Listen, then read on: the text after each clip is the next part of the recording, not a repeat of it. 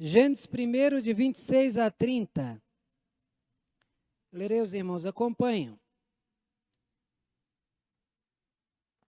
Também disse Deus: façamos o homem à nossa imagem, conforme a nossa semelhança. Tenha ele domínio sobre os peixes do mar, sobre as aves dos céus, sobre os animais domésticos, sobre toda a terra e sobre todos os répteis que rastejam pela terra. Criou Deus, pois, o homem à sua imagem, a imagem de Deus o criou. Homem e mulher os criou. E Deus os abençoou e lhes disse: sede fecundos, multiplicai-vos, enchei a terra e sujeitai-a. Dominai sobre os peixes do mar, sobre as aves dos céus e sobre todo animal que rasteja pela terra. E disse Deus ainda: eis que vos tenho dado todas as ervas que dão semente se acham na superfície de toda a terra, e todas as árvores em que há fruto sobre e que dê semente. Isso vos será por mantimento, e a todos os animais da terra, e a todas as aves dos céus, e a todos os répteis da terra, em que há fôlego de vida. Toda erva verde lhe será para mantimento, e isso se fez. Vamos orar? Santo Deus e Pai, mais uma vez, Senhor, nos curvamos diante de Ti, pedindo a Tua direção, pedindo, Senhor, o Teu cuidado renovado na nossa vida, pedindo, Senhor, as Tuas bênçãos sobre nós, pois dependemos de Ti. Dirija-nos nesse momento de estudo, Pai, é o que nós pedimos, Senhor, em nome de Jesus. Amém. Grandes privilégios, eles sempre vêm acompanhados de grande responsabilidade. Tem muita gente que quer ter, mas aquele que muito tem, muito lhe é cobrado. Por exemplo, uma pessoa que não tenha tido estudo, uma pessoa que não tenha tido oportunidade de estudar, de se preparar, e ela tem uma dificuldade de leitura, é aceitável. Porque ela não teve possibilidade de aprender e fazer direito. Já uma pessoa que tenha estudado, que tenha estado num banco de uma faculdade, que tenha se preparado, fazer uma leitura deficiente é inaceitável, porque ele teve o privilégio de estudar, então ele tem a responsabilidade de demonstrar aquilo que ele aprendeu. Uma pessoa que seja muito pobre, se ela vê outro passando necessidade e ela não puder ajudar, isso é compreensível, porque ela é muito pobre. Mas uma pessoa que ela seja rica, farta, que tenha fartura, e ela vê uma pessoa necessitada e não faz nada, aí ela vai estar pecando. Por quê? A Bíblia diz: quem sabe que deve fazer o bem, não faz, nisso peca. Ou seja, ela tem dinheiro, ela tem responsabilidade de usar o seu dinheiro para o bem. É nisso que a lição começa dizendo: grandes privilégios, grandes responsabilidades. Não é cobrado dos animais que cuidem um dos outros, mas eles cuidam de si. É muito comum ver animais que adotam outros, né? Ver animais que, uma gata, por exemplo, de repente está criando filho de cachorro, né? Vários videozinhos assim, a gente vê porque os animais cuidam, mas esse não é um dever que é cobrado dos animais. Mas Deus fez o homem à sua imagem e semelhança. Isso para nós é um grande privilégio. Deus, ele nos deu o privilégio de sermos feitos à sua imagem e semelhança. E Deus, quando fez o homem, ele colocou o homem já numa terra pronta. E Deus então virou para esse homem e diz: é tua responsabilidade. Domine sobre todas as coisas. Então, quando o homem domina sobre a natureza, não é destrói. Quando ele domina, então ele demonstra a sua natureza superior às outras coisas criadas. Ou seja, ele demonstra que ele não é um ser como os outros que foram criados. Ele foi criado especial. Mas quando a gente vê uma pessoa se igualando ou menor do que um animal, ou tratando pessoas menores do que animais, a gente percebe aí um grande erro. Eu crio cachorro, e eu gosto muito dos meus cachorrinhos, mas eles são cachorros. Mesmo que a gente trate com carinho, a gente sabe que não é um filho, porque a gente vê muitas pessoas cuidando de animais domésticos como se fossem filhos. São incapazes de fazer o bem a um próximo, são incapazes de ajudar um necessitado, mas para os seus pets gastam muito dinheiro, fazem festa de aniversário para cachorro, fazem coisas. Veja, não há problema de você gastar o seu dinheiro naquilo que quer, mas o problema é você se igualar ao animal como se fosse um seu filho. Não, ele é uma criatura, você é alguém feito especial por Deus. O animal é diferente. Então, hoje nós vamos tratar exatamente a respeito dessa diferença. Ô Adelso, fecha aquela porta ali, está frio. Nós vamos tratar exatamente sobre essas diferenças no tratamento. Nós vamos ver os mandatos criacionais. Quando Deus criou o homem, ele determinou algumas coisas. E o Criador, ele governa e faz as coisas do seu jeito. Outro dia, conversando se não me engano, foi com o Alexandre, e nós falávamos a respeito, por exemplo, ele disse, mas como pode? O macaco parece gente.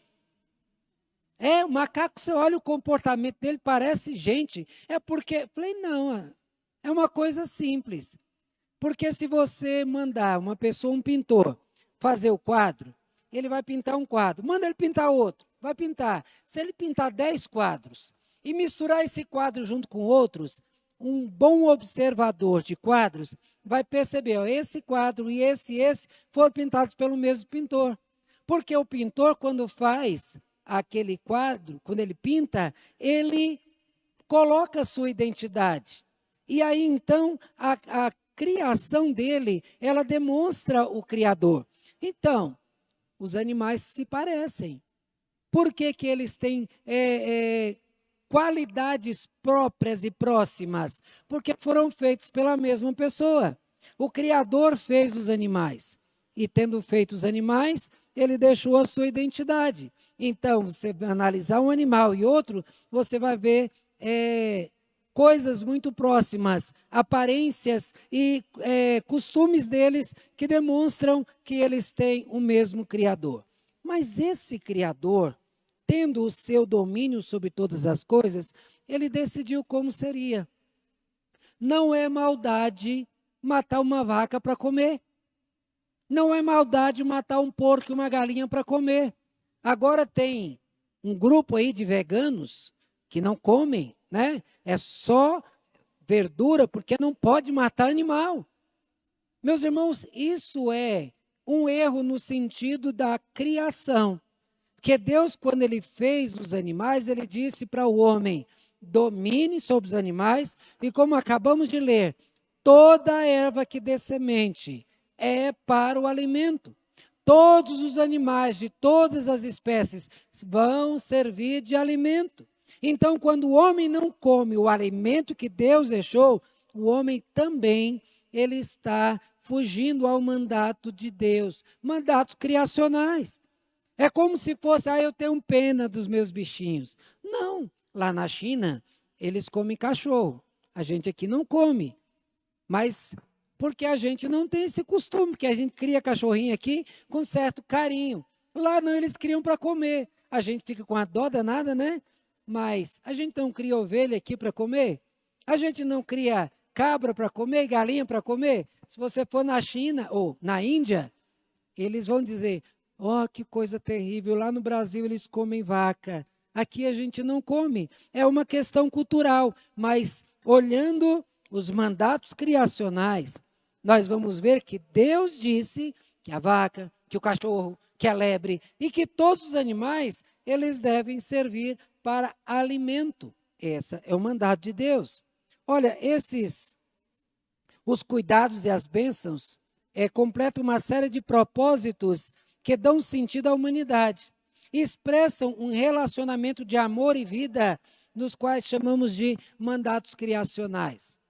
Deus, quando ele fez os homens, Ele criou um modo de os homens estarem bem alimentados, bem nutridos.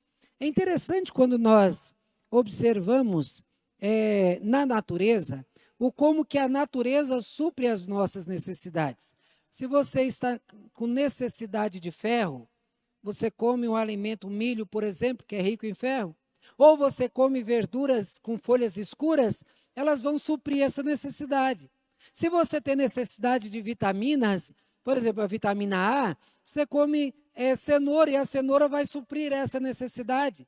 Mas você precisa de carboidrato, você come então produtos que venham do trigo, ou você come alimentos, né, que são ricos em carboidratos e supre a sua necessidade.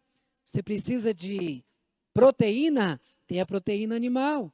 Mas como que é assim? Deus criou e fez tudo isso para suprir as necessidades do homem. O homem é a coroa da criação. O homem não é um ser como o outro. Os outros têm apenas vida. O homem tem alma. Tem a vida, mas o homem tem alma. Foi criado de maneiras especiais. Então veja, nós vamos tratar agora do mandato espiritual. O mandato espiritual diz respeito ao relacionamento de amor e vida do homem com Deus. Deus fez o homem de modo especial e Deus se relaciona de maneira especial. Nós costumamos conversar com os nossos pets. Eles olham para a gente, parece que entende, né? Eles olham, mas eles podem fazer alguma coisa, algum movimento, mas eles não vão poder ter diálogo conosco. Deus, ele fez os homens e Deus conversou com os homens. Nós vimos Deus, ele se relacionando com os homens. A gente vê a descrição do Gênesis dizendo que Deus, ele vinha conversar com Adão. Na viração do dia, vinha bater um papo. E eu acho engraçada essa imagem, é como acontecia lá no interior, todo final de tarde, o que acontecia com aqueles velhos lá? Puxava a cadeirinha para a porta de casa, e aí ia caminhando, andando lá, de repente parava, boa noite, boa tarde, como é que está, tudo bem? E ali parava e aquela conversa se estendia, puxava mais uma cadeira e ali ia horas. Deus fazia assim com Adão. Deus, da viração do dia, vinha bater um papo com Adão. Veja, esse é o cuidado de Deus para um relacionamento de amor e vida. Só que Deus também, ele requereu desse homem que tivesse esse mesmo cuidado, que se dispusesse a ter esse relacionamento de amor. As leis, outro dia eu tratei num dos estudos que fizemos, quando tratamos da lei, do juízo, lei, juízo e amor, do qual nós mostramos o seguinte: ninguém é fiel a Deus por causa de leis. Porque as leis, a gente vê o Brasil, não sei se tem um país que tem mais leis do que o Brasil. E nem por isso as pessoas obedecem. Então, criar leis não vai resolver nada, porque o homem está intimamente indisposto a obedecer leis. O juízo, a gente vê, por exemplo, policiais das ruas. O ladrão vai ver ali, o policial, ele não rouba. Por quê? Ele está vendo o policial, ele tem medo de ir para a cadeia. Mas quando o policial sai, quando ele acha que ele não vai ser pego, o que ele faz? Ele vai lá e rouba. Ou seja, o juízo, ele tem o seu efeito, mas por causa do medo. Mas a pessoa que apenas serve a Deus com medo do juízo, fatalmente, no momento que ele sentir que ele está seguro, ele não vai obedecer, porque ele vai achar que ele não vai ser castigado. Por isso que nós tratamos a respeito do amor. O amor é que leva à obediência. É o amor que faz com que o filho obedeça à mãe. Não é o castigo, não são as leis. Que o filho vai pensar, eu não posso fazer isso, porque isso vai deixar minha mãe triste. A melhor maneira dos pais protegerem os seus filhos das más companhias, das drogas, de qualquer outra coisa perniciosa que tem por aí, é ser amigo do filho. Eu estava vendo uma reportagem um tempo atrás, no qual mostrava um peixão grandão, nadando, e o peixinho pequeno foi lá, e aí o anzol lá, a minhoquinha mexendo lá no anzol, e o peixinho foi para pegar, E o peixão grande que estava junto com ele disse, não. E aí o cara puxou o anzol e o peixinho pequeno não pegou o anzol. Ali seria a morte dele, mas o pai estava junto. Então veja, meus irmãos, quando a Bíblia fala a respeito de relacionamento de pai e filho, a Bíblia diz, ensina o seu filho andando, sentando com ele, trabalhando. Ou seja, o filho deve andar com o pai. Só que a gente vive de uma maneira tão ocupada, o trabalho do pai é distante e o filho nunca vê o pai trabalhando. O filho sai de manhã para a aula, de tarde faz isso, o pai faz isso, a mãe vai para o outro lado. E falta de intimidade com os filhos leva então os filhos a procurar a amizade perigosa de quem está lá fora. E muitas vezes traficantes são muito mais próximos dos filhos do que os pais. Falta amor. Deus, ele quer se relacionar conosco com amor. Por isso que é tão importante nós gastarmos tempos na oração. Gastar tempo com a leitura bíblica. Não é apenas uma obrigação de ler a Bíblia. Nós não podemos ter, agora eu vou cumprir o meu dever, eu vou ler um pedacinho da Bíblia. Não. A gente deve procurar a Bíblia seguinte. Deixa eu ver o que Deus tem para mim nessa manhã. Deixa eu ver o que Deus tem para falar comigo. Procurar abrir a Bíblia para ter um momento, um diálogo com Deus, no qual Deus vai falar com você. Tenha certeza que sempre que você procurar a Bíblia com essa temática, querendo buscar, ouvir Deus, você vai entender algo de Deus para você. Não é aquele negócio, eu ouvi Deus falar no meu ouvido, não. É você entender a mensagem que Deus tem para ensinar para você naquela manhã. Aí você vai, depois de ouvir Deus falar, você fala com Ele. Você ora. Tem crente que não sabe orar mais. Tem crente que se o pastor pedir para orar, ele entra em desespero, gela a mão, passa mal. Por quê? Porque nunca ora na sua casa. Não ora na sua intimidade. Não tem proximidade com Deus.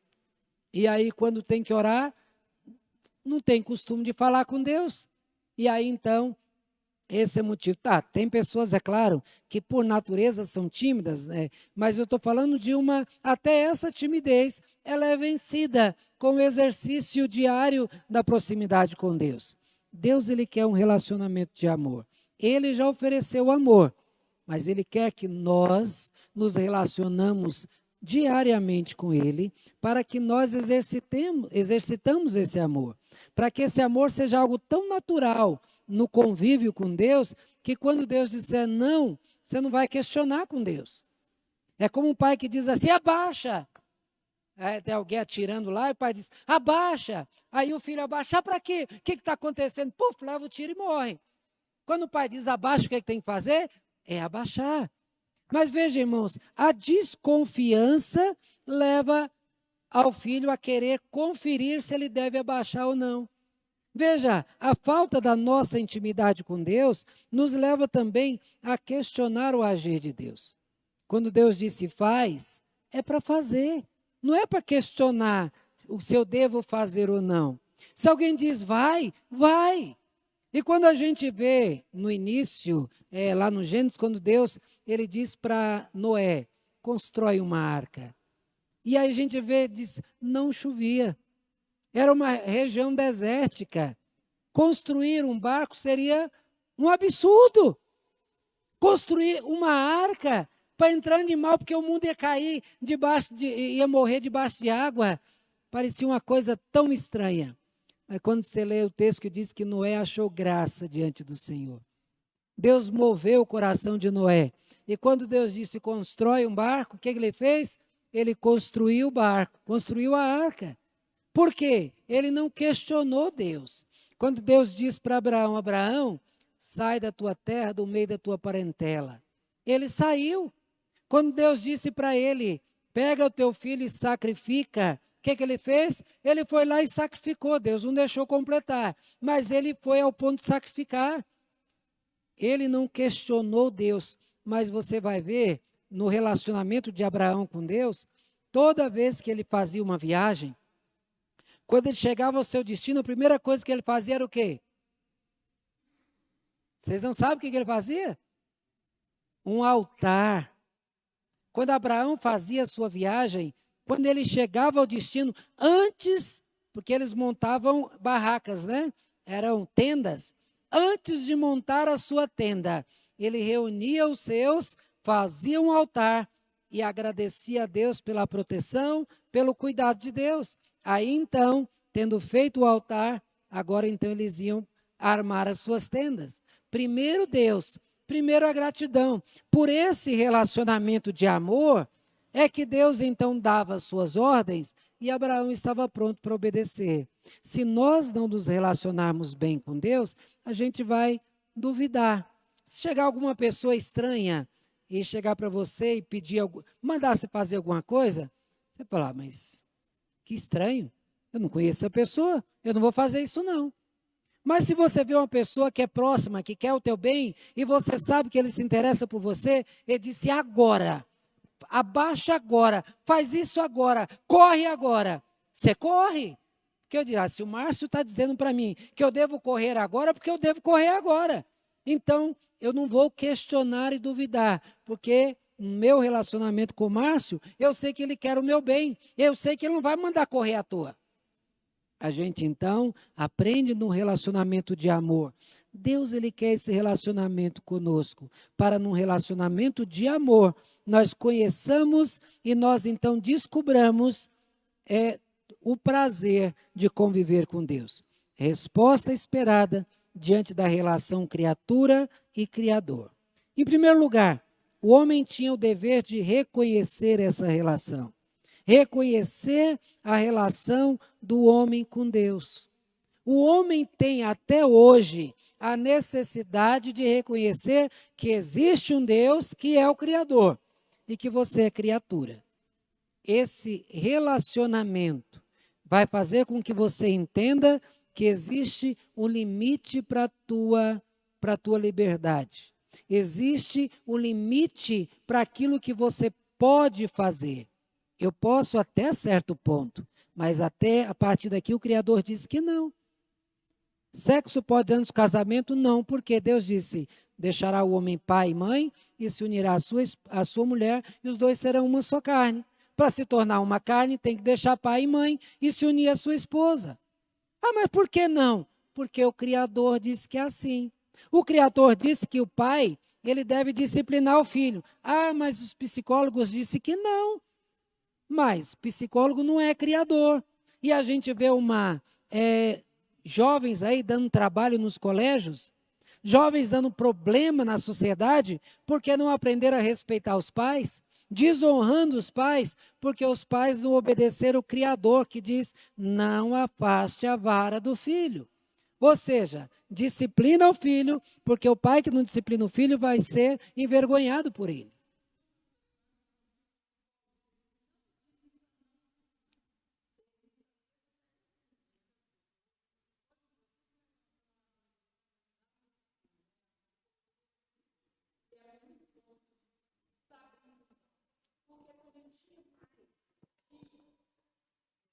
Espancavam.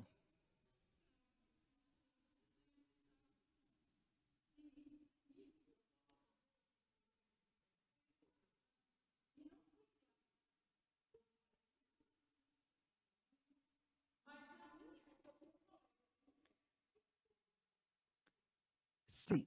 O seu pai tinha o temor de Deus. Não, tinha o temor de Deus, mesmo que...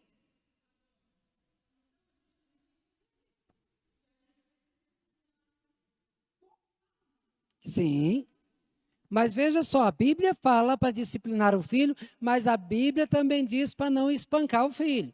Então, uma pessoa que espanca o filho, ele está indo além do que ele devia. Ele está cometendo um crime. Mas quando a Bíblia ensina que o filho que não é disciplinado pelo pai vai envergonhar, isso é uma verdade. E a gente tem visto isso. De filho que chega no mercado, pai, eu quero, e dá a Bia e rola no chão, e falta bater no pai porque o pai não compra o que ele quer. Uai, será que a vida vai ser assim? Tudo que ele quiser a vida vai dar? Ele vai estar criando um problema. Então veja, nós precisamos aprender nesse relacionamento, essa relação criatura-criador. Deus, ele é a fonte de toda virtude. Deus, ele é a fonte de toda a bênção. Se eu sou inteligente, graças a Deus por isso. Se eu sou saudável, a virtude da saúde vem de Deus. Se eu passo num concurso, isso vem de Deus. Eu preciso aprender a dependência de Deus para entender que aquilo que eu tenho vem de Deus. Todas as bênçãos que o homem tem, vêm de Deus. O mesmo reconhecimento foi requerido de Israel, após experimentar as maravilhas do Êxodo, e o privilégio da aliança que fez com ele. Isso não se deu pelo tamanho, a escolha de Deus não se deu pelo tamanho do povo, mas do amor de Deus para esse povo. Jeremias também exortou o povo dizendo que ninguém deveria se gloriar por ser sábio na sua sabedoria, mas por conhecerem a Deus e os seus atributos. Lá em Jeremias 9, 23, 24. Se você tem algo para se gloriar, não se gloria daquilo que você tem, mas se gloria daquilo que você é. Deus, ele te fez especial. Deus, ele te tratou de maneira especial. Deus, ele se relaciona com você de modo especial. Então, isso deve fazer você se sentir totalmente diferente, totalmente satisfeito, porque não é o que você tem que faz a diferença. Porque a gente vê muita gente que tem muito, muito, no entanto vive triste, angustiado, porque aquilo que ele tem não lhe traz alegria. No entanto, a gente vê gente que teme a Deus e às vezes é pobrezinho, às vezes nem dente tem, vai rico aquelas cheio de janela, mas são pessoas contentes porque elas sabem que são especiais pelo cuidado de Deus. Mas veja, meus irmãos, para esses Paulo escreveu: quem é que te faz sobressair? E o que tens tu que não tens recebido? E se recebestes, por que te vanglorias, como se não tivesse recebido? Então não existe motivo de orgulho para ninguém se orgulhar por aquilo que tem, mas existe motivo de prazer, de ter sido criado à imagem e semelhança de Deus e saber que Deus, ele continua se relacionando. Então vejam, meus irmãos, que além de você ter que reconhecer que há esse relacionamento criatura e criador, e esse homem não vai poder virar para o Criador e dizer: Deus faz. Não. Senhor, por tua misericórdia faça. Essa história dessas igrejas que dizem eu determino e coisas dessa natureza, que porque oram durante 7 semanas querem exigir de Deus, isso é falta do reconhecimento da grandeza de Deus, como foi falado aqui no estudo da lição passada. É a falta do reconhecimento de quem Deus é que leva os homens a tratar Deus com isso, chama isso de desprezo. Mas veja, segundo item, é fundamental o reconhecimento da relação criador e criatura e vem acompanhado de uma atitude de maravilhamento com Deus e o seu poder e de alegria e gratidão pelas suas obras. Eu nunca tinha visto a palavra maravilhamento. O que essa palavra quer dizer? Maravilhamento. É você estar admirado. Sabe, outro dia mostrou um bebê, estava ali amamentando, e a mãe começou a conversar com ele e cantar. O bebê fez aquela carinha de choro e se emocionou. Ele ficou maravilhado com a mãe. Estar maravilhado é admirado com todo o teu ser. Irmãos, a gente acostuma com o belo, acostuma com o bom, e a gente acaba desprezando. A gente vê, por exemplo, uma mãe que tem aquela mão e que cozinha maravilhosamente bem. Ela faz aquela comida que todo mundo fica doido quando come. E, de repente, o filho está lá, a mãe põe a comida no prato, o que é que o filho diz? Ah, mãe, não quero essa comida, não.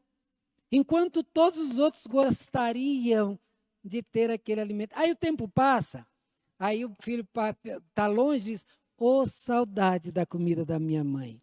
Veja, a gente se acostuma com o que é bom e a gente despreza. nesse relacionamento com Deus, é necessário esse maravilhamento que leva à gratidão. É olhar para Deus admirado. É como o salmista no Salmo 19, os céus proclamam a glória de Deus e o firmamento anuncia as obras de suas mãos. É você olhar para a natureza e ficar admirado. Você olhar para a beleza de uma flor e ficar admirado não da beleza da flor, mas do Criador que fez. Como é que alguém tem tanto poder de fazer algo tão perfeito? Olhar para a vida, para uma pessoa e ver ali que vem de um bebezinho, e esse bebezinho vai crescendo, e esse bebê vira uma pessoa, um homem, uma mulher, e esse bebê se torna alguém que faz grandes coisas. E tudo isso porque o Criador fez. Olha a mente humana e você vai entender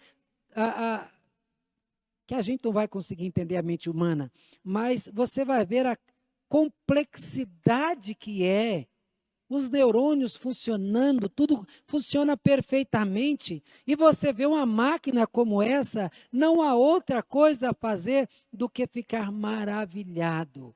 O nosso Deus é perfeito na sua criação, e nós devemos então olhar tudo isso e adorar a Deus. Foi o que foi feito para o sétimo dia. O sétimo dia é o dia de olhar para a criação. É o dia de ficar maravilhado com Deus. Deus, então, ele determina um dia para você olhar para ele e dizer: Senhor, o Senhor é demais. O Senhor é grande demais. Tira um dia para o Senhor. Tira um dia para adoração ao Senhor. A preocupação, nós não temos essa questão. Nós adoramos a Deus, em especial no domingo, mas não só no domingo. Que a nossa vida tem que ser de adoração. Mas é necessário parar para isso, é necessário adorar a Deus, é necessário se inclinar diante do Senhor. A gente vê o povo de Deus sempre fazendo isso. Passou o Mar Vermelho, o que o povo fez? Adorou. O povo fez lá o templo e adorou. Deus encheu o templo e o povo adorou a Deus.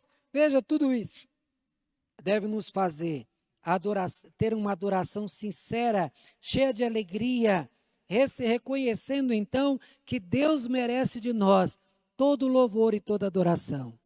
Hoje na oração, a irmã Ângela estava orando e pedindo a Deus que Deus nos direcionasse para que o nosso amor seja verdadeiro. Porque muitas vezes dizemos a Deus: eu amo a Ti, e às vezes uma coisinha simples te afasta de Deus. A gente pode ver o seguinte: você vai trabalhar, você levanta 5 horas da manhã para trabalhar. Se estiver chovendo, você faz o quê? Você não volta para dormir, não? E o que acontece de manhã? Você vai saindo para a escola dominical, começa a chover. O que na maioria das vezes a gente faz? Eu não vou não, começou a chover. Quem é que está sendo mais importante para você? O teu trabalho ou Deus? A gente então tem que perceber isso. E descobrir essa questão do valor de Deus na nossa vida. Porque uma chuvinha fina te impede de ir adorar a Deus. Mas não te impede, uma chuva grossa não te impede de você ir botar o pé no chão, e você ir para a parada, e você pegar o ônibus, e você vai trabalhar.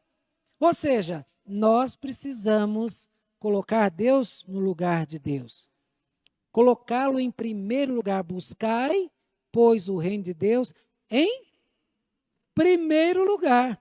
E nós invertemos a situação. Qualquer coisa se torna mais importante. Eu estou saindo para a igreja. A Alvina chega para me visitar. O que eu faço? Aí o seguinte, eu vou receber a Alvina e não vou para a igreja. Lá em casa. Uma vez Elisene ficou meio abismada, porque nunca tinha visto isso, né? Porque na casa dela não era o costume. Chegar uma visita, recebe a visita. A minha mãe, ela na época tinha chegado de viagem, ela junto com a minha irmã, e chegou em casa na hora que a gente ia sair para a igreja. Aí eu falei para ela assim: olha, tem 2 opções. Ou Elisene fica com a senhora aqui em casa, ou eu te levo lá na casa do meu irmão e vou para a igreja, no final eu pego a senhora e trago aqui para casa. Diz, minha mãe era uma crente, temente a Deus, ela disse: não, me leva lá então, e depois você passa lá e me pega. Elisene diz: mas é a sua mãe. Tem mais de 5 anos que você não vê sua mãe.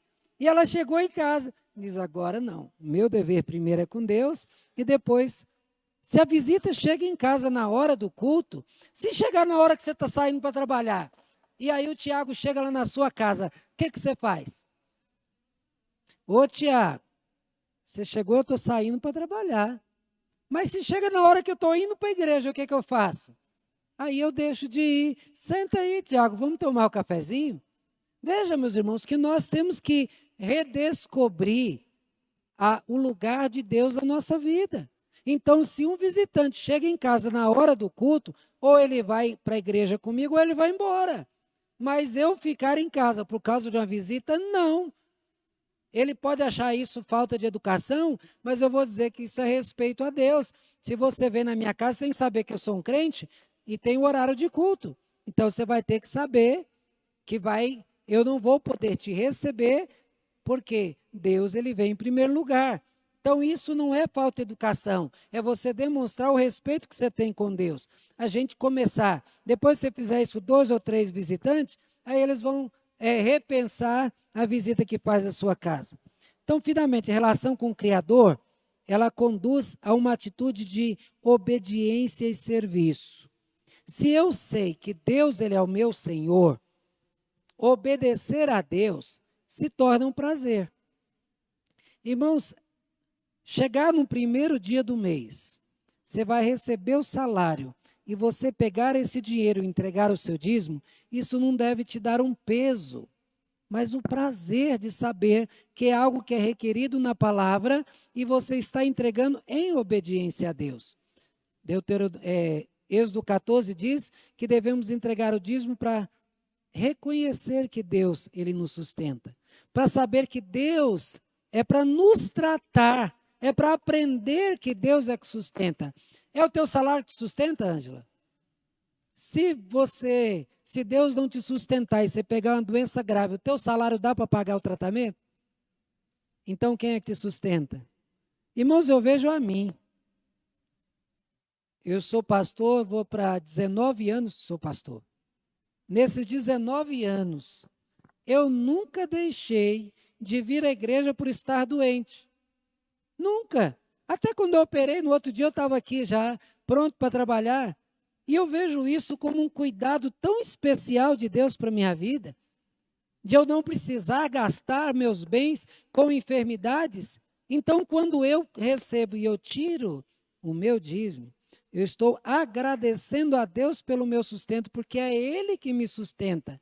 Porque se Ele não me sustentar, o que eu recebo não daria para me custear. Meu filho fez uma prova na faculdade e ganhou de desconto para outro curso, um desconto de 70%. O Calé hoje faz um curso de odontologia e a faculdade dele custa 3.200 e alguma coisa. Eu pago R$ 500, mais barato do que é pago por uma criança que estuda num colégio particular. E o que é isso? Isso é a mão de Deus que vem para sustentar. Então, o que eu tenho que fazer é reconhecer o que Deus faz e eu então retribuir com aquilo que Ele quer de mim, em obediência. Eu tenho que ver o seguinte, a igreja precisa que alguém faça, eu vou fazer. Mas ninguém vai reconhecer, não importa, se está fazendo é para Deus. Então, esse meu relacionamento com Deus deve me motivar ao serviço, me deve motivar à obediência, me deve motivar à gratidão. Esses deveres são descritos no mandamento social e cultural. Então, veja, esse reconhecimento de Deus deve me fazer obedecer ao mandado social. E o que é o mandado social? É o relacionamento de amor e vida com o próximo. Por que eu devo amar a dona Esther? É só porque eu conheço ela? É só porque ela é uma pessoa gente boa? Não. Eu tenho que amar pessoa. É um prazer tão grande fazer as coisas, cuidar de gente, sabendo que Deus é que quer isso de você. E quando eu falo isso, não é para agradecimento próprio, não. Há uns 20 dias atrás, eu ia saindo de casa, e aí uma senhorinha ia cheia de sacola, botou a sacola no chão, Aí eu parei o carro do lado dela e disse, e aí, essa menina está indo para onde, com esse tanto de sacola? Ah, meu filho, eu vou ali para 21. É lá longe. A senhora tinha 82 anos. Ela estava aqui nessa rua, foi no Caprichoso e estava indo. Eu disse, a senhora quer uma carona? Você me leva? E aí eu peguei, fui conversando com ela e eu fiquei impressionado da distância que ela iria andar. O fato de ter levado me deu um prazer tão gostoso de ter feito o bem. É isso que Deus quer. Deus quer que você faça o bem ao próximo para você entender o prazer que Ele tem de fazer na tua vida. Deus, Ele faz por prazer na tua vida. E quando você faz, você vai experimentar aquilo que Ele faz. Quando Deus fez o homem, diz, não é bom que o homem esteja só. Veja, quando a gente fica só, o que acontece com a gente? A gente fica deprimido. Veja, é muito ruim ficar sozinho. A gente fica um tempo, às vezes a gente precisa de um tempo, né? A gente está cansado, a gente quer ficar sozinho, deitado numa rede, em silêncio. Mas o tempo todo não. É bom dar umas gargalhadas. É bom a gente sorrir. É bom a gente se encantar com o outro. É bom a gente se divertir junto. Então, o homem, ele vai experimentar na sua vida a fragilidade e a necessidade do cuidado. Olha um bebezinho. O que é que o bebê pode fazer por si mesmo? A própria natureza mostra isso. O bebê precisa dos pais. Assim também como os idosos precisam dos mais novos. E a gente, quando a gente está na nossa força, a gente diz assim, eu tenho que cuidar dos meninos, como eu tenho que cuidar dos idosos, porque agora quem está forte sou eu. Porque quando eu fui bebê, os meus pais cuidaram de mim. E quando eu tiver velho, os meus filhos vão precisar cuidar de mim. Só que agora é a minha vez de cuidar. Então, nós temos esse dever de cuidar daquele que tem menos do que nós, cuidar do pobre, da viúva, do necessitado. Então, esse é o mandato social. Existe uma sociedade, e aí essa sociedade cobra das pessoas que elas façam com aquilo que têm. Esse é um resumo de muitas outras leis que expressavam o vínculo de amor e vida entre eles. Eles deveriam honrar os seus pais, preservar a vida e os bens alheios, deveriam ser fiéis aos cônjuges, verdadeiros nos relacionamentos. Deus requereu deles um compromisso com o cuidado com o pobre, com a viúva, com o órfão, com o estrangeiro. Todos esses compromissos faziam de Israel uma nação como nenhuma outra. Israel é uma nação especial por causa do seu relacionamento com Deus, mas por causa do que Deus cobrou deles que vivessem, como que Deus queria que vivesse. Mas além então desse mandato social, existe um mandato cultural. Deus estabeleceu um relacionamento de amor e vida entre o homem e o restante da criação. O homem, ele deve ser o representante de Deus. Por isso que não deve maltratar os animais. Me lembro ainda, era adolescente, e tinha um senhor que sempre passava com sua pareia de boi, ele carregava coisas do carro de boi, e na subida, chegando em casa, era uma subidinha assim, e lá na Bahia eles usam aquelas pedras de paralelepípedo, e aquilo fica muito liso quando molhado. Me lembro que o boi ia subir aqui, ele estava escorregando os pés, e o homem pegou um chucho que eles têm, me fugiu o nome aqui, e um ferrão, e bateu, e ferroava, e o boi tentava ir, ficava escorregando, e ele quebrou esse ferrão, esse cabo do ferrão nos bois, e maltratou, sangrou. O homem não pode fazer isso.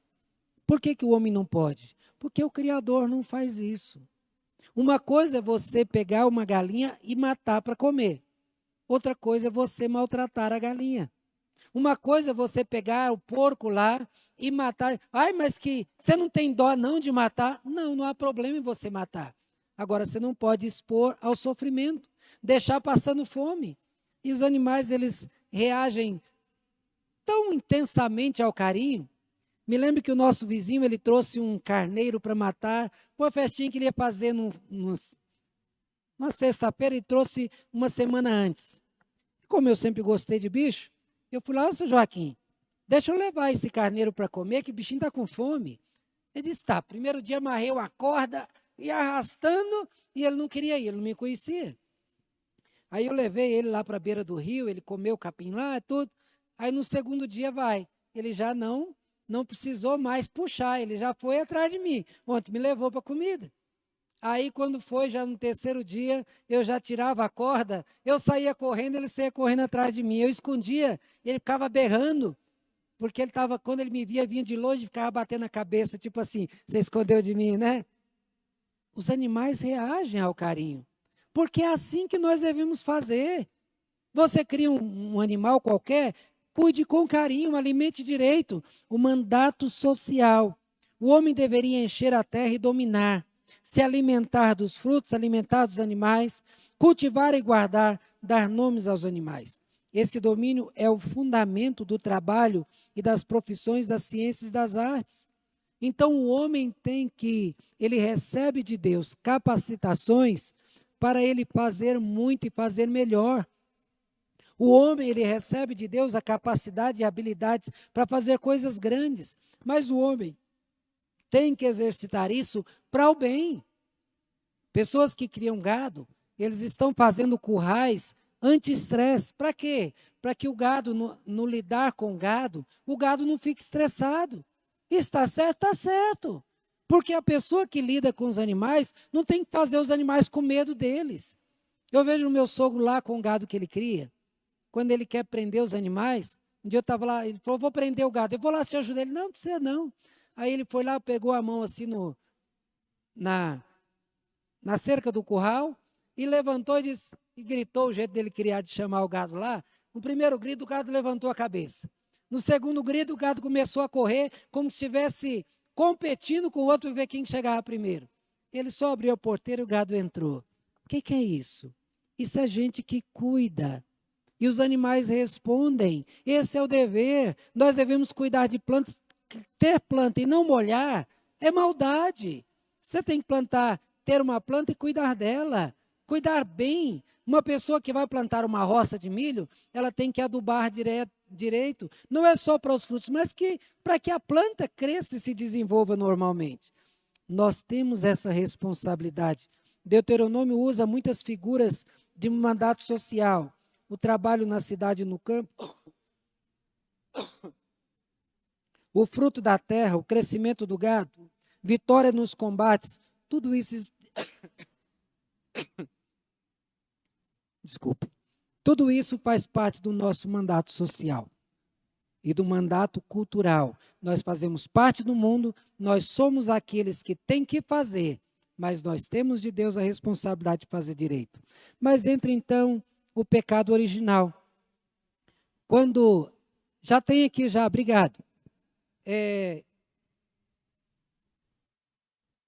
Quando Deus deu uma ordem para Adão, ele disse, do fruto da árvore do bem e do mal, não coma.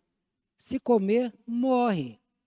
Acontece o seguinte, Eva, ela deu ouvidos à serpente. E ela quebrou aí o mandato cultural. Por quê? Porque ela mandato cultural ela deveria estar acima da serpente. Ela deveria tratar a serpente como uma criatura. No entanto, ela deu ouvidos e obedeceu à serpente naquilo que a serpente falou contra Deus. Então, ela não mostrou um relacionamento de intimidade com Deus. Talvez porque Deus, quando aparecesse, conversava com Adão e Eva não participasse. Não tinha esse cuidado e ela acabou, então, pecando.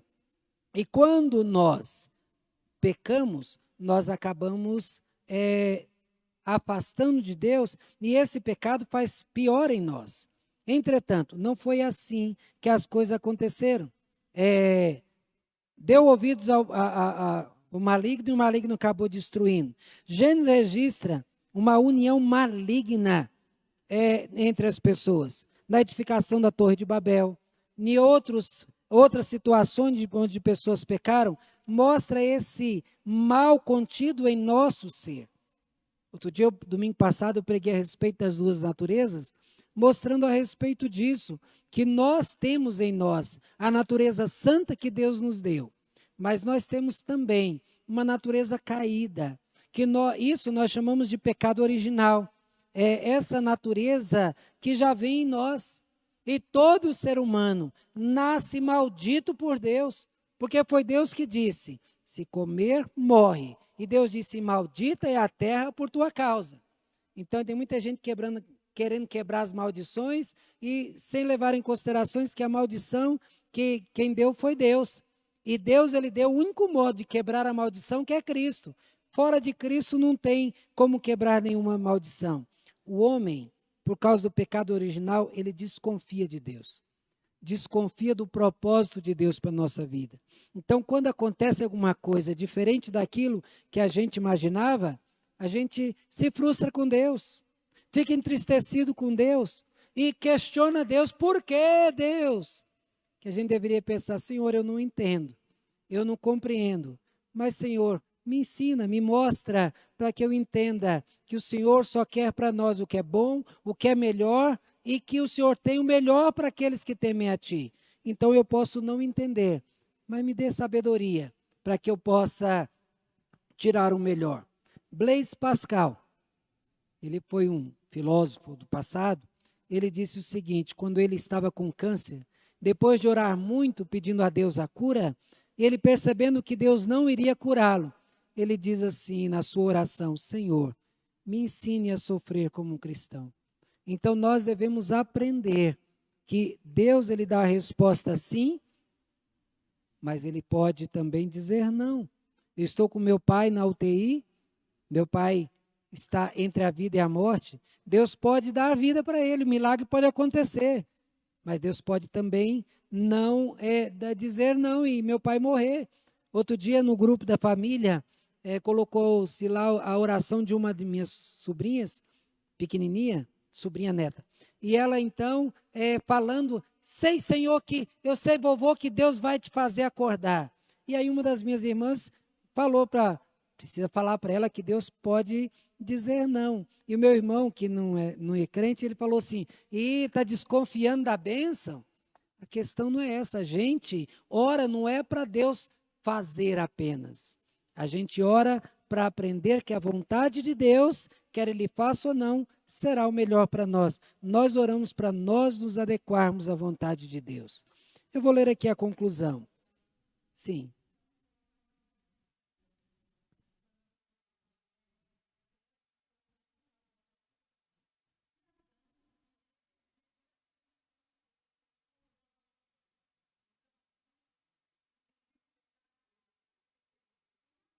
É porque Adão que era o representante. Adão era o representante federal. Sim, a questão é, Adão, ele deveria, Eva errou no seu mandato social, no cultural, que ela não poderia se dobrar diante da vontade da serpente. Eu me referi a Eva e a serpente. Mas Adão, ele errou que nesse mandato social, ele era o cabeça do lar. Ele era o responsável. Então, ele não poderia ter dado atenção a Eva e fazer errado. Então, foi uma sequência de erros que levou, então, ao pecado. Vamos lá. Fomos criados para experimentar vínculos cheios de amor e vida com Deus, uns com os outros e com a criação. Os benefícios trazem responsabilidades. A partir deles, os propósitos de Deus para a criação se desenvolveriam. Para isso, eles constituem o fundamento da revelação da vontade de Deus para o seu povo no Antigo e no Novo Testamento. Esses mandatos continuam. Nós continuamos sendo a coroa da criação. A natureza está aí, o próximo está aí, Deus está aí. E nós devemos aprender a nos relacionar corretamente para que nós experimentemos esse perfeito relacionamento. Que Deus abençoe, irmãos, que nós possamos aprender corretamente a nos relacionar com Deus, com o próximo e com a natureza. Amém?